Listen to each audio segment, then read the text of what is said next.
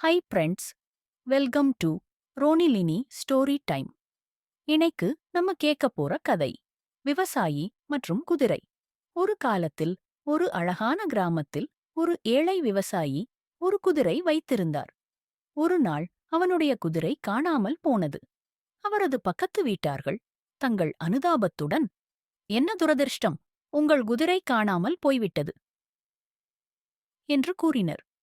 விவசாயி பொறுமையாக, "அப்படி இருக்கலாம், இல்லாமலும் இருக்கலாம், பார்ப்போம்" என பதிலளித்தார். சில நாட்களுக்குப் பிறகு அவரது குதிரை 3 காட்டுக் குதிரைகளை கூட்டிக் கொண்டு வந்தது. அக்கம்பக்கத்தினர் ஆச்சரியத்துடன், "நீங்கள் எவ்வளவு அதிர்ஷ்டசாலி, இப்போது உங்களிடம் 4 குதிரைகள் உள்ளன மெடடீரு" என்று கூறினர். விவசாயி மீண்டும் பொறுமையாக, "அப்படி இருக்கலாம், இல்லாமலும் இருக்கலாம், பார்ப்போம்" பதிலளித்தார்.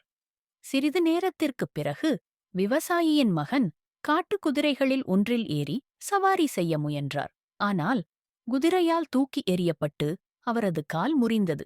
அக்கம்பக்கத்தினர் மீண்டும் வந்து, "என்ன துரதிர்ஷ்டம், உங்கள் மகனுக்கு கால் உடைந்து விட்டது" என்றனர். அதற்கு விவசாயி, "அப்படி இருக்கலாம், இல்லாமலும் இருக்கலாம், பார்ப்போம்" என்று கூறினார்.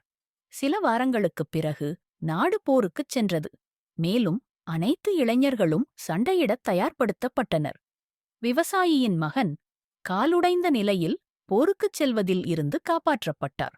அக்கம்பக்கத்தினர் மீண்டும் ஒருமுறை சொன்னார்கள், "உன் மகன் போருக்குச் செல்லாதது எவ்வளவு அதிர்ஷ்டம்" என்று. மீண்டும் ஒருமுறை விவசாயி பதிலளித்தார், "அப்படி இருக்கலாம், இல்லாமலும் இருக்கலாம், பார்ப்போம்." வாழ்க்கை ஏற்ற தாழ்வுகள் நிறைந்தது.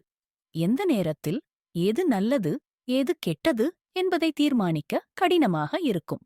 சில நேரங்களில் துரதிர்ஷ்டம் போல் தோன்றுவது நல்ல அதிர்ஷ்டமாகவும் மாறும். ஒவ்வொரு சூழ்நிலையும் மாறக்கூடும்.